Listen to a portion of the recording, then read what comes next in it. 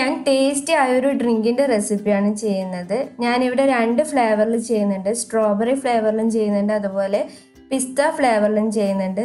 വളരെ എളുപ്പത്തിൽ നമുക്കിത് തയ്യാറാക്കിയെടുക്കാം. നമുക്കിത് എങ്ങനെയാണ് റെഡിയാക്കാമെന്ന് നോക്കാം.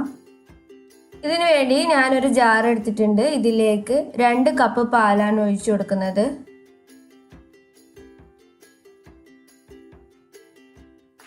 ഇനി ഇതിലേക്ക് 2 ടേബിൾ സ്പൂൺ കണ്ടൻസ്ഡ് മിൽക്ക് ചേർത്ത് കൊടുക്കണം. കണ്ടൻസ്ഡ് മിൽക്ക് ഇല്ലെങ്കിൽ നമുക്ക് അതിനനുസരിച്ചിട്ട് പഞ്ചസാരയുടെ അളവ് കൂട്ടിയാൽ മാത്രം മതി.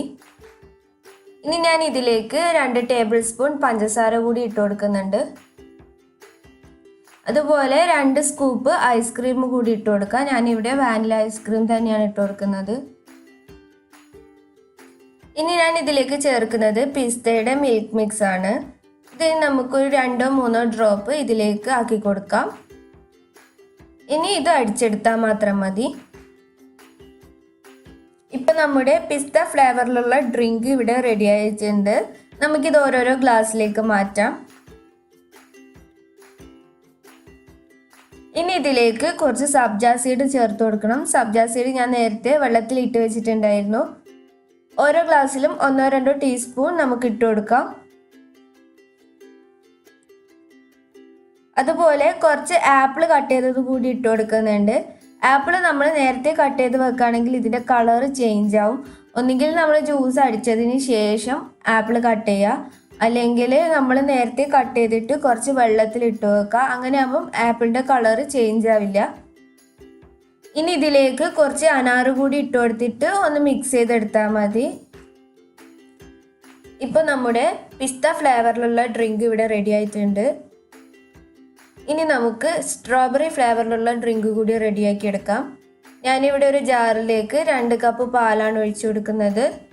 അതുപോലെ 2 table spoon condensed milk, 2 table spoon പഞ്ചസാര, 2 സ്കൂപ്പ് ഐസ്ക്രീം. ഞാനിവിടെ സ്ട്രോബെറി മിൽക്ക് മിക്സ് ആണ് ഇതിലേക്ക് ചേർത്ത് കൊടുക്കുന്നത്. ഒരു 2-3 ഡ്രോപ്പ് ഇതിലാക്കി കൊടുക്കാം. ഇനി ഇത് നമുക്ക് നന്നായി അടിച്ചെടുത്തിട്ട് വരാം. ഇത്രയേ ഉള്ളൂ, നമ്മുടെ സ്ട്രോബെറി ഫ്ലേവറിലുള്ള ഡ്രിങ്കും ഇവിടെ റെഡി ആയിട്ടുണ്ട്. ഇനി ഇത് നമുക്ക് ഓരോരോ ഗ്ലാസ്സിലേക്ക് ഒഴിച്ചു കൊടുക്കാം. എന്നിട്ട് നമ്മൾ പിസ്തയിൽ ചെയ്തതുപോലെ തന്നെ കുറച്ച് സബ്ജ സീഡ് ഇട്ട് കൊടുക്കാം, കുറച്ച് ആപ്പിൾ ചേർത്ത് കൊടുക്കാം, അതുപോലെ കുറച്ച് അനാറ് കൂടി ഇട്ട് കൊടുക്കാം. ഇനി വേണമെങ്കിൽ 1-2 ഐസ് ക്യൂബ്സ് കൂടി ഇതിലേക്ക് ഇട്ട് കൊടുക്കാം. ഇപ്പോൾ ഇവിടെ നമ്മുടെ 2 ഫ്ലേവറിലുള്ള ഡ്രിങ്കും റെഡി ആയിട്ടുണ്ട്. സ്ട്രോബെറി ഫ്ലേവറിലുള്ളതും റെഡിയായി, പിസ്ത ഫ്ലേവറിലുള്ളതും റെഡി ആയിട്ടുണ്ട്. നമുക്കിതിലേക്ക് വേണമെങ്കിൽ കുറച്ച് നട്ട്സ് കൂടെ ചേർത്ത് കൊടുക്കുക. അപ്പോഴും നല്ല ടേസ്റ്റ് തന്നെയാണ്. നമുക്കിത് പെട്ടെന്ന് തന്നെ ഉണ്ടാക്കിയെടുക്കാൻ വേണ്ടി പറ്റും. 5 മിനിറ്റ് പോലും സമയം വേണ്ട. ഇഫ്താറിൻ്റെ ടൈമിലേക്ക് നമുക്ക് എളുപ്പത്തിൽ വേഗം ഉണ്ടാക്കിയെടുക്കാൻ പറ്റുന്ന നല്ലൊരു ഡ്രിങ്കാണിത്.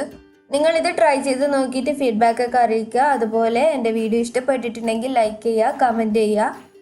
ഈ ചാനൽ ആദ്യമായിട്ടാണ് കാണുന്നതെങ്കിൽ സബ്സ്ക്രൈബ് ചെയ്യുക. താങ്ക്